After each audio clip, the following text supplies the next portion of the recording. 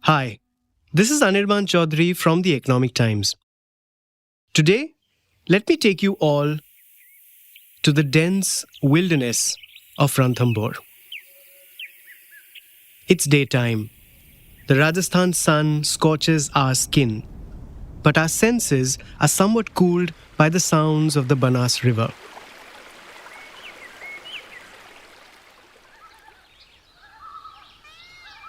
Why we are undertaking this ordeal should be fairly obvious.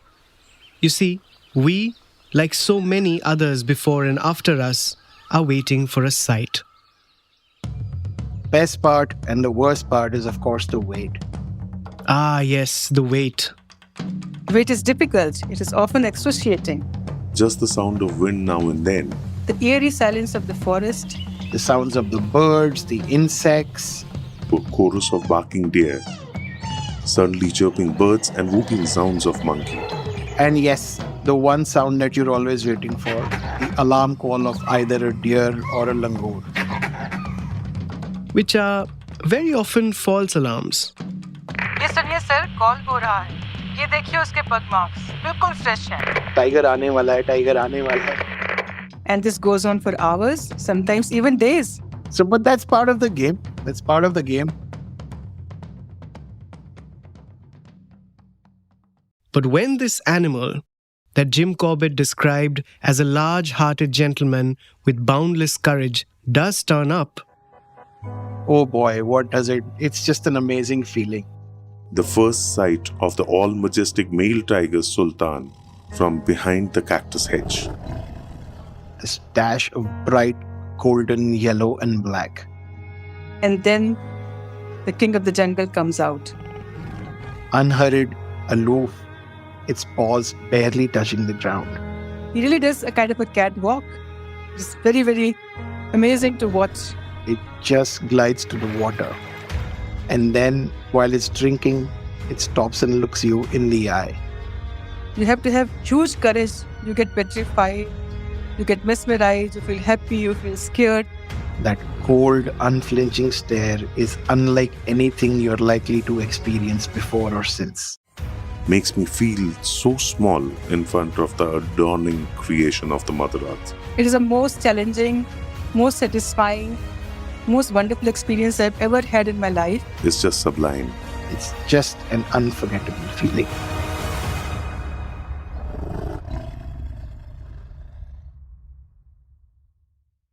you just heard, apart from me, 3 tiger lovers, one of whom is actually amongst India's foremost environmental economists, Dr. Madhu Verma. And it's Dr. Verma's study that is the fulcrum and pivot of today's episode. Why, you ask? Well, what if I told you that the place I just took you to, the tiger and his home, is worth thousands of crores? There are 53 tiger reserves in India. What if I told you that the combined valuation of just 16 of them could be 7 trillion rupees? What if I also told you that if you were to invest 1 rupee on any one of these reserves, the return could be as high as 7,489 times? Well, these are just some of the staggering statistics from India's tiger economy. Well, what is the tiger economy? What goes into these massive numbers? Hint, it's not just tourism. Is this economy growing? Is its contribution to India's GDP even recognized? There is just so much money involved. Isn't corporate India getting excited to make business and investment proposals around it? What about the challenges? Congestion? Human-tiger conflict? All this and much more in today's episode. It's Friday, the 16th of June. I'm Anirban Chaudhary, and this is the Morning Brief.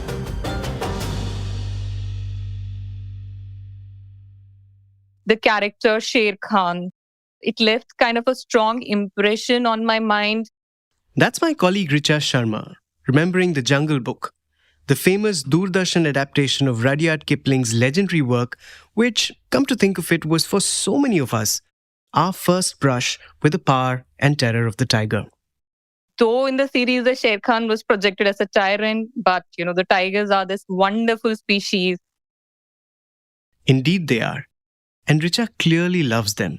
She started writing about tigers in 2006 when their numbers had drastically fallen to just about 1,400. It's of course a different story now. Thanks to the initiative of various governments at the center and states, that number has more than doubled. According to the latest tiger census, there were 3,167 tigers in India as of 2022. That's an increase of 75% over the last decade. Tigers in India account for 75% of the animal's global population. Tiger is an umbrella species whose health is a keystone for the entire ecosystem. Its well-being is a sign that the ecosystem is functioning well. Richa recently wrote a fantastic story on the tiger economy and its big numbers. So, it's to her that I put my first question. Why are we suddenly talking about tigers now? So this year we are celebrating 50th year of Project Tiger, which is one of the most successful conservation exercises that is being run for last so many decades. So for me, the idea was to look at tiger from a purely economic lens and then bring out the conservation challenges, possible future opportunities through that. So explain to me, what is the tiger economy? What does it include? See, the tiger sits on the top of animal food chain and regulates an entire ecosystem. Mm-hmm. So in 2019, the economic evaluation of 10 tiger reserves was done by Indian Institute of Forest Management, which is based out of Bhopal. And it pegged the tangible and intangible benefits worth nearly like 6 lakh crores or 6 trillion. Now imagine if we look at the monetary benefits from all the 53 tiger reserves we have in India now. And see, the 53 tiger reserves in India are spread in 18 states, which covers like 2.3% of our geographical area and which sustains around 3167 big cats. And when we go for the evaluation for each tiger reserve, this evaluation will be different based on the area they have, kind of forest, water body availability, and number of tigers that are living in. So it's like kind of an immense potential all tiger reserves have if you look at the economic evaluation. So they silently contribute to the well-being of all species, and that is why they are also called as the green engines of economic growth. The immense forest cover in these tiger reserves store carbon, and they regulate pollution, soil conservation, fishing, fodder, fuel wood, timber, tourism, and a lot of job opportunities to local people. I decided to speak to a bunch of people who actually live near tiger habitats to find out whether this is indeed a good time for the tiger economy. I am Jay Pratap Singh. I'm a wildlife biologist from Ramnagar, Uttarakhand. I've been working on researching wildlife in and around Corbett for more than 10 years now. From Jay, I wanted to get an idea of the most accessible, obvious metric of this economy, tourism. So, has business improved in Corbett in the last couple of years? Yes, certainly, Anirban. The number of tigers has been increasing steadily over the last few years. Since COVID, last 1 year alone, a lot of tourists have been coming to Ramnagar and to Corbett. Then what I've been hearing is because a lot of people couldn't travel during the lockdown and COVID days, and now they want to go out. This new term called revenge travel, that's what we've been hearing. One of the things that has led to a spurt in tourism recently was the G20 meeting that was held in Ramnagar in March 2023, so just a couple of months ago. And since this was advertised on a global scale, a lot of people who heard about it and who got to know about all the facilities and the infrastructure available in and around Corbett have decided to come over and check it out for themselves. Plus, since COVID and after the restrictions were eased, a lot of new hotels and restaurants have come up around Corbett. plus a lot of other adventure activities like off-roading trails and theme parks and all that. They have also mushroomed around the landscape, not just Corbett, but even like 30, 40 kilometers away. So a lot of people, they've been coming to Corbett to check these out themselves. It's a somewhat similar story in Ranthambore. नमस्कार अनिर्बन जी, मैं गुल मोहम्मद रणथंबोर सवाई माधोपुर से। हमारे यहाँ पर Covid के बाद में लगभग 15 से 20 टाइगर का इजाफा हुआ, जो कि पहले लगभग 72 टाइगर थे। और हमारे जो टाइगर का इजाफा हुआ उससे हमारे यहाँ पर टाइगर की साइटिंग बढ़ी और बढ़ने से फ़ायदा हुआ बहुत अच्छा, जिससे कि टूरिस्ट में भी बढ़ोतरी हुई। टूरिस्ट में बढ़ोतरी होने से हमारे यहाँ पर लगभग डबल बढ़ोतरी होगी जो फॉरेस्ट की रेवेन्यू है उसमें, और guide, driver, hoteliers, travel agents और इसके बहुत सारे कमाने के सोर्स बढ़ गए हैं यहाँ पे। और ट्रैवल एजेंसियाँ को भी इजाफा हुआ, होटल्स में स्टाफ्स जो होते हैं उनको भी बहुत अच्छा फ़ायदा मिला। रणथंबोर में सभी लगभग पहले से बहुत अच्छा है अभी। But tourism is just one part of this vast economy. Just like the forest that generates it, the economy itself is far deeper, far more complex. With some of the basics covered, I decided to turn to the expert whose research projects in 2015 and 2019 started this whole discourse, this intersection of ecology and economics. Madhu Verma. In her first study, the first ever comprehensive evaluation of Indian tiger reserves, Dr. Verma and her team chose 6 reserves: Corbett in Uttarakhand, Kanha in MP, Kaziranga in Assam, Periyar in Kerala, the Sundarbans in West Bengal, and Ranthambore. In the following study, she chose 10 more. Nagarjuna Sagar Sri Shailam, India's largest tiger reserve spread over Andhra Pradesh and Telangana, Similipal in Odisha, Dudhwa in UP, Valmiki in Bihar, and others. The combined value of the wealth of all 16 was about 7 trillion rupees, the figure that I quoted in the beginning of the episode. Dr. Verma told me that there are several pieces that go into the calculation of this valuation.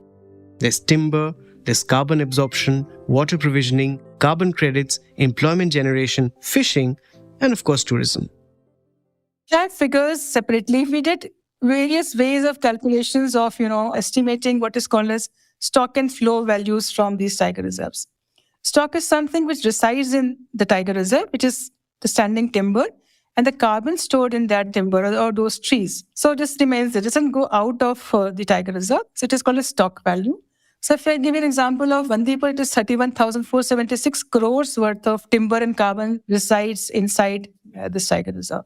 Wow. Then we estimated the value of flows, which had all of the values which I was talking about to you in terms of fuel wood, fodder, timber, bamboo, NTFP, gene pool protection, carbon storage, carbon sequestration, water provisioning, water purification, sediment retention, biological control, pollination, nursery function, habitat, so many other, and above all, recreation, definitely.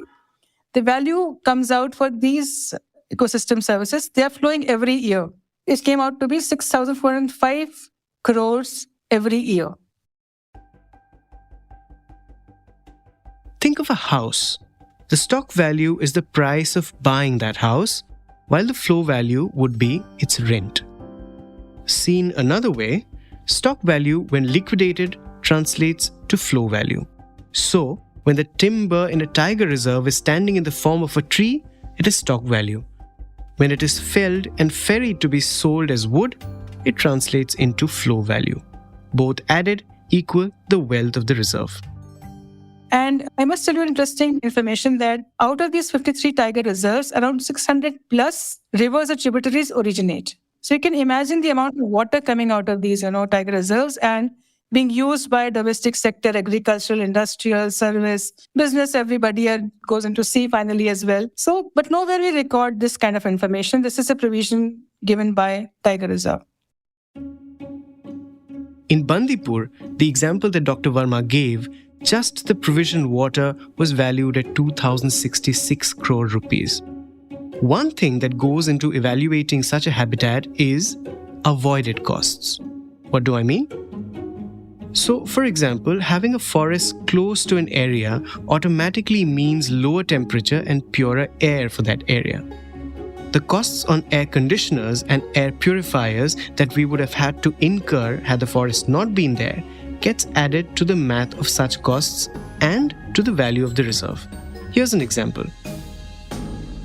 For example, in a Sundarban Tiger Reserve, there's a wonderful function of purifying sewage water of Calcutta city. You would be surprised to know that Calcutta city does not have a sewage treatment plant.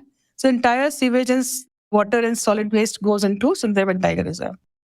Sundarban Tiger Reserve does a wonderful function of decomposing this waste and purifying water again, and because it has a function of decomposition as well, and converting it into useful forms, and it goes as a food for the primary, maybe for fishes and for small plants, and it is being absorbed and sequestered and taken care of. So we did this calculation that if Calcutta was to have a treatment plant of sewage, how much would have been the setup cost? What would have been the variable cost? How much charge they would have taken for people? And they did a cost function to see the risk assimilation function turned out to be 1.5 billion rupees per annum, which is done free of charge by Sundarban Tiger Reserve. And if you were to create a habitat of fisheries, if you have a hatchery or a separate, fish ponds, you would have incurred that cost. It turned out to be 5.17 billion per annum. This is a huge contribution. These big numbers make for a massive investment opportunity. But how do you gauge that multiple? Fairly simple. Just divide the flow value by the management cost of a reserve. If you invest a rupee in Bandipur Tiger Reserve, it leads to 716 rupees worth of returns. Similarly, if you look at Nagarjun Sagar Srisalam Tiger Reserve, near the 50,129 crores worth of stock and stock values exist, and 16,202 crores worth of flow values go out of Tiger Reserve. And if you divide this figure by the management cost of Nagarjun Sagar Tiger Reserve, the value comes to be 7,488. This huge amount. Close to 7,500 rupees on every rupee invested. That's insane. Obviously, large corporates across the world aren't oblivious to this bounty of nature. Here's Gaurav Gupta, Senior Advisor, Conservation Finance at the United Nations Development Programme. So, over the last few years, several things have changed at the global landscape. So, first is that the corporates are increasingly realizing that they are dependent on nature. They need to continue to receive the benefits that they get from nature. And of course, tiger themselves, they live in nature. So this is where there is such a strong interest from corporates now to make sure that the landscapes, including tiger landscapes globally, where they receive the benefits from, they are continued to sustain. So hence, there's an increase in interest from the corporates.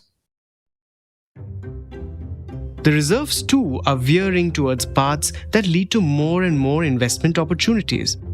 For example, in 2021, efforts at the Dudhwa Reserve to control greenhouse gases earned it carbon credit certificates that can be encashed or traded in domestic and global markets. The carbon credit in that reserve was roughly worth 15 to 20 crore rupees. The government has been encouraging such initiatives. In the next few years, there could be carbon markets in the Sundarbans, Pench, Kanha, and Periyar tiger reserves. The government has cleared similar proposals for Kaziranga and Manas. One thing that has gained massive currency among corporates is impact investing. Basically, money put in to generate positive environmental impact along with healthy financial returns. One example of such an investment instrument is green bonds, whose proceeds must be used in green projects. Companies such as Greenko and Renew have raised money via these bonds for their renewable ventures. Last year, the World Bank issued something called Rhino bonds to save Africa's black rhino. So, obviously, tiger bonds are also being talked about. So this is at an exploratory stage. So one also World over?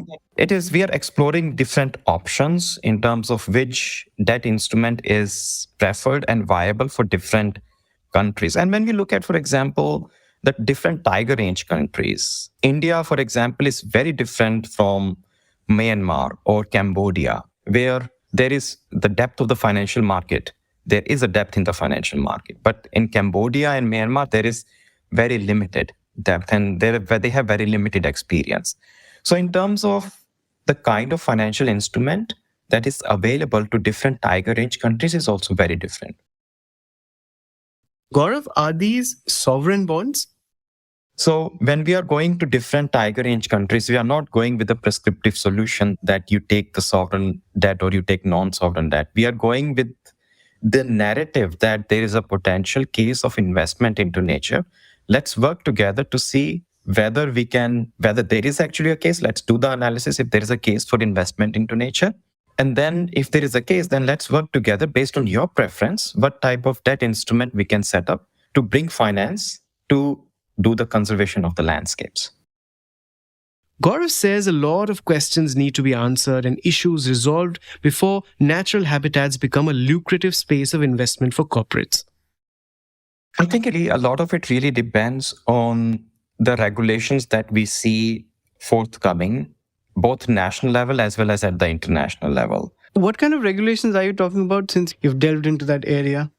So, for example, in the carbon credit market, there has been quite a lot of questions around benefit sharing, whether the carbon credit projects actually are benefiting the indigenous people and local communities. And there have been studies, several studies which said, no, they are not. Okay. So in that sense, the regulation should really create this framework where the suppliers are creating the nature product that is actually benefiting the communities, are actually delivering conservation on the ground. And similarly on the demand side, right? So you cannot have companies that continue to destroy the nature and on the other hand, continue to buy products in the nature market and claim that, they are benefiting the nature and they're benefiting the people. So there has to be a very clear mitigation hierarchy that a corporate itself has to reduce their impact on nature as much as possible before they start participating in the nature market. Of course, all of these are at the stage of ideation, discussion, and debate. But there are many glaring, tangible problems also. For instance, the massive value accrued from tiger reserves aren't even accounted for in India's GDP. Nowhere in our accounting system have ever seen what the tiger reserves provide to us or what all tiger reserves provide to us, are being accounted for. And the planning is such that more you contribute towards GDP, more you get in terms of allocation of budgets for your further maintenance and conservation and development. But tiger, of course, it's got a roar, but a roar doesn't reach the GDP accounting system. And so, naturally, budgetary allocation often suffers. The allocation for Project Tiger, for instance, was cut from 350 crore rupees in FY17 to 188 crore in FY23. Also, you would think that an increase in the number of reserves means room for more tigers, right? I don't agree to this. I don't buy this. Okay. Because experts working for tiger conservation have repeatedly said that some of the Indian tiger reserves are actually overpopulated with high density of tigers. Mm-hmm. And with shrinking space for them, those tiger reserves to accommodate more tigers would be really difficult. And beyond a point, tiger numbers also cannot increase. According to the government study, already about 40% of tigers are living outside tiger reserves because the tiger habitat or tiger reserves are shrinking. So they're moving out of tiger reserves. What I think as of now, the necessity is to support our existing tiger population by ensuring that we have quality forest area, a good prey base, proper tiger corridors for movement of big cats. If we have these, at least we can ensure that our existing tiger population are healthy and they survive. And slowly we increase rather than going for a number if we are eyeing like we should have 10,000, but we don't have that kind of carrying capacity. And it could lead to further increased human-wildlife conflict. The human-wildlife conflict is perhaps the most serious problem, and the governments have been pretty sluggish in resolving this. In her story, Richa wrote that the Karnataka government has got 1,000 crore rupees from the centre to relocate people away from tiger areas, but not a single penny has been spent yet, despite various applications from people willing to move. Jay told me that the Uttarakhand government has taken some steps to resolve the conflict. The state government has come out with a policy and increased the compensation that was paid to the locals, to the villagers who face man-animal conflict and who either lose a loved one or livestock or even their crops to wildlife straying out of the forest. Secondly, the state government and the forest department have hired a lot of manpower to deal with conflict, to mitigate all this conflict, including biologists and veterinary doctors and all. A lot of new equipment has been bought and has been put to very good use in the field. A lot of money is also being spent on fencing around conflict hotspots. So it could be elephant-proof walls, it could be tentacle fencing or just solar fencing. So that has been going on a big scale. And this has helped in decreasing man-animal conflict to a large extent. While brainstorming with my colleagues on this episode, the question I was asked was, why am I doing it now? What's the relevance? Well, the short answer would be that 2024 is the 50th year of Project Tiger, and so much is happening on that front. But that's really not my reason. I would really have done this episode any day, any month, any year. And my reason is that, like every guest in this episode, I love tigers. I can't think of a more perfect creation of nature, a more perfect blend of power and poise, of menace and majesty.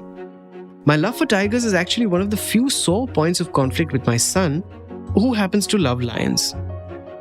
I really feel it's tigers and not humans and AI that ought to rule the world. And now this episode tells me they have the financial bandwidth as well. So yes, the tiger has to be protected. Project Tiger has brought it back from the edge of extinction, but a lot more needs to be done. The tiger numbers are above 3,000 now, but in 1989, there were 4,000. Also, while there is a net increase in the tiger's population, the spurt is limited primarily to northern India. In a lot of other areas, the numbers are still falling. The first thing to understand is that the tiger needs more space. Like a recent piece in ET said, it doesn't just need a protected area, it needs a landscape. It needs corridors. That means more clearance and rewilding of land with central, state, and local government support. It also means stronger regulations so that conflict with humans comes down to a bare minimum. Simultaneously, the large wealth of tiger reserves needs to be assessed, accounted for, and harnessed. Investment instruments into tiger habitats need to be turned into reality from ideas. And as Gaurav said, it starts from a growing awareness among corporates of first doing their bit to preserve nature and only then invest in it. Only when all of this happens will the tiger truly burn bright. That's it for today. This is your host Anirban Chaudhary. We leave you with a song from the Times Group own tiger campaign, Saving Our Stripes.